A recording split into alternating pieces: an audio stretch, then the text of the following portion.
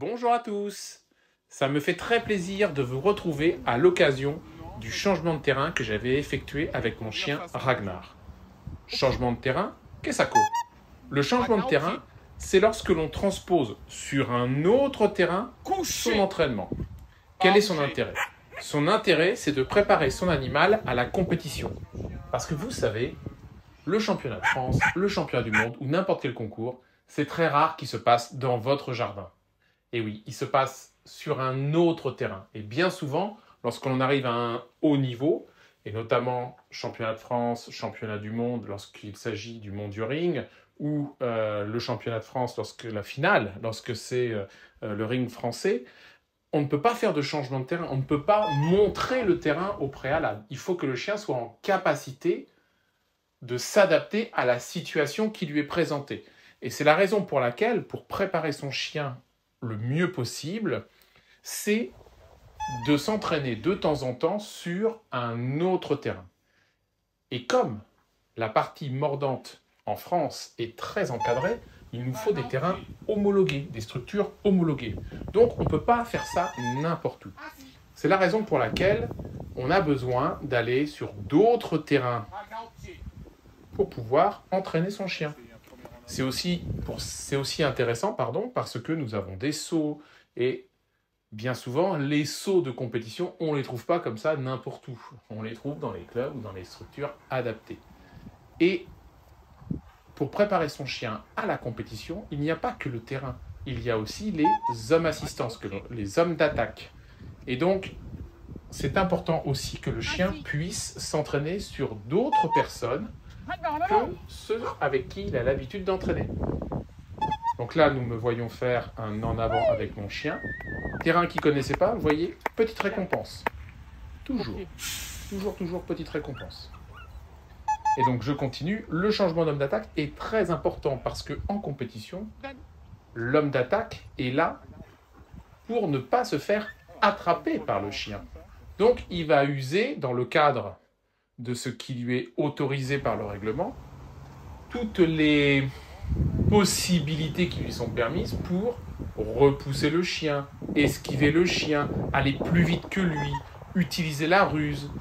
Donc il faut préparer l'animal à tout type de personne.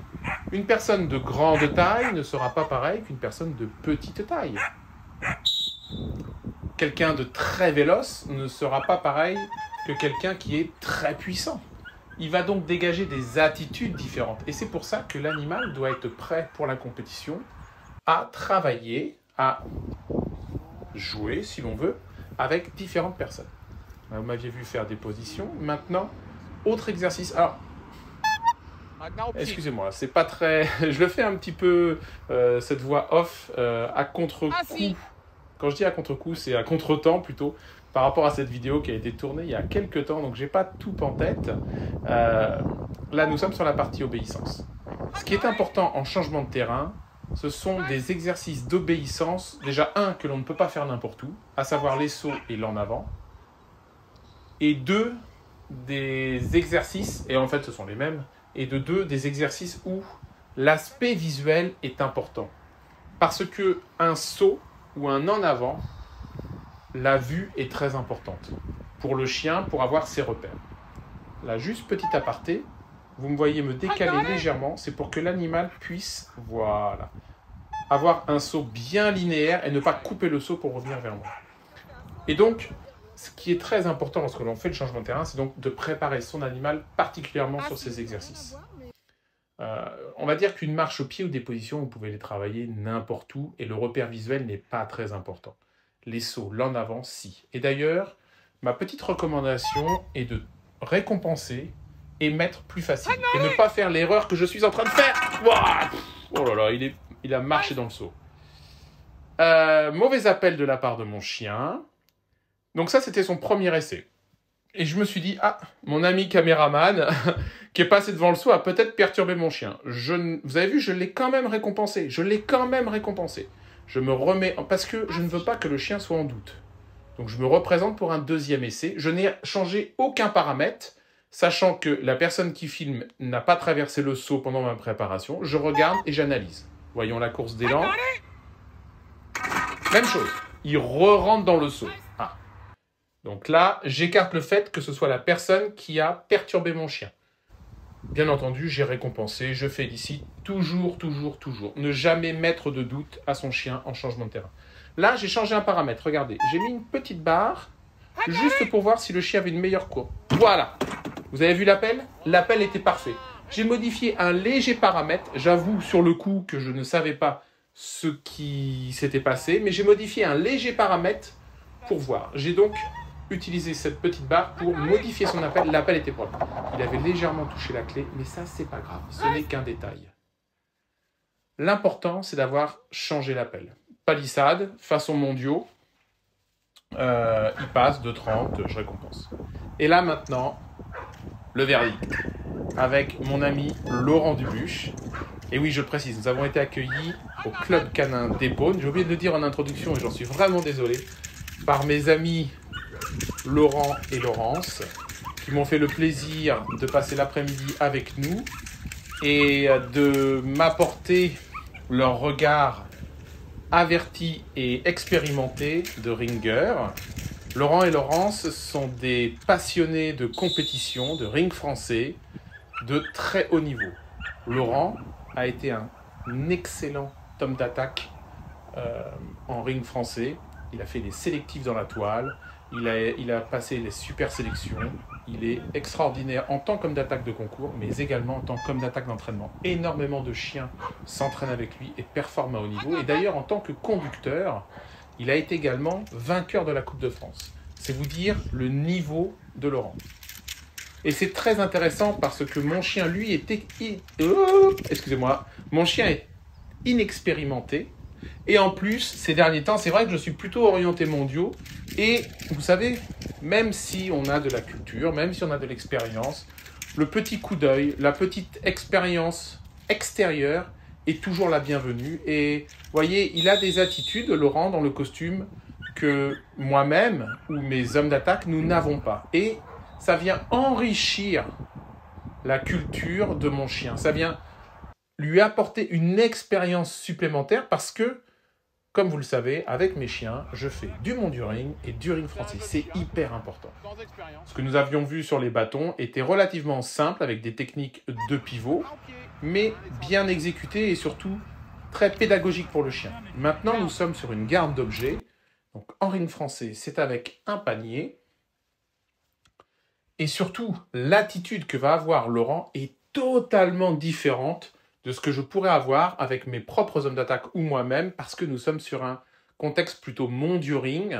Et l'approche en ring français est plutôt basée sur de la technique, avec un objet toujours identique et une distance de sortie beaucoup plus courte. Donc il faut un bagage technique plus important.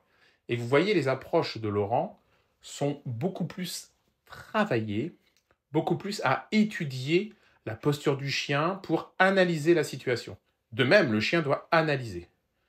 Vous voyez, Laurent s'approche, il fait des petits mouvements d'interdit, que ce soit des mains tout à l'heure ou là avec le pied, et il s'approche. Vous voyez, il essaye de mettre le pied sur l'objet discrètement. Vous voyez, là, il est en appui, le chien ne s'est pas déclenché. Pour aider le chien, il n'a pas fait un mouvement brusque. Pour aider le chien, il a légèrement plié son joue. Je ne sais pas si ça se voit à l'écran. Là, il revient direct et il se bloque. Un interdit. Il tourne autour, il refait un interdit. Un interdit, boum, le chien sort. Voilà, là, très belle initiative du chien. Vous voyez, il prend le panier pour montrer au chien aussi que si l'homme d'attaque prend le panier, on doit maîtriser l'homme d'attaque. Et si celui-ci relâche le panier, on doit retourner au panier. Des attitudes que l'on voit assez rarement sur le monduring. Là, des approches de bras. Le chien était trop loin, il s'immobilise. Voilà. Là, à nouveau, des interdits avec des bras. Il essaie de voir si le chien monte. Non, le chien était parti sur la jambe. Il pousse le panier un petit peu, s'en va, le chien retourne. Impeccable. Le chien, sur le retour de l'objet, est vraiment très propre. Bien entendu, il se pose des questions parce que sur la décision de sortie, oh voilà, un linéaire très difficile, parce qu'il n'y a aucun appel. Voilà, il a légèrement aidé du genou le chien. C'est là où je voulais en venir. Mon chien n'a pas l'habitude de ces attitudes. Et donc, il se pose des questions. Il n'ose pas prendre des initiatives parce qu'il ne connaît pas la situation. C'est en cela que de faire un changement d'homme d'attaque est très intéressant. Laurent m'apporte sa gestuelle naturelle, son expérience cynophile, et en plus, comme je sais que Laurent est très pédagogue, en même temps qu'il apporte ce genre d'attitude, il est en capacité d'aider le chien pour ne pas le laisser dans la... Non, ça commence par un M, allez, on va dire mouise. Voilà. Là, vous voyez, il a placé le panier derrière lui, ce qui fait que le chien, hop, il doit chercher son panier. Très intéressant, ça aussi, on le voit rarement en monduring. Vous prenez le panier, vous le mettez derrière vous. Le chien a beaucoup d'attitude de main, comme s'il voulait le gifler. Et vous voyez, le chien, très belle décision. Là-dessus, Ragnar, si ça chauffe, il est partant. À mon sens, pour mon chien qui est habitué aux mondiaux, ce sont plutôt les interdits qui sont plus difficiles pour lui, car ce sont des approches peu pratiquées en mondiaux.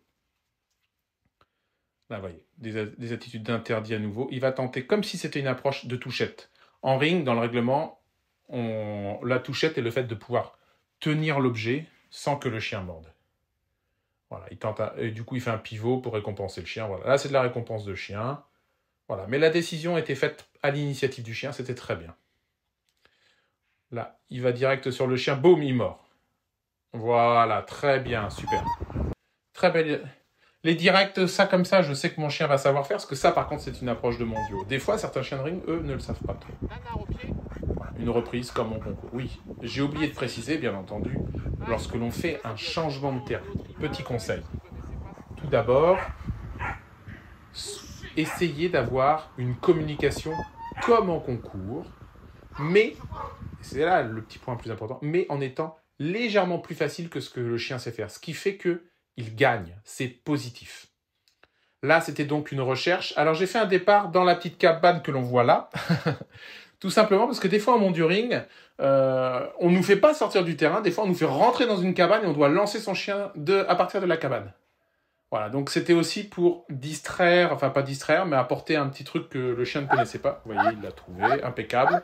Mon chien ne sait pas faire le tour du terrain. Je l'ai travaillé uniquement à l'initiative de son nez.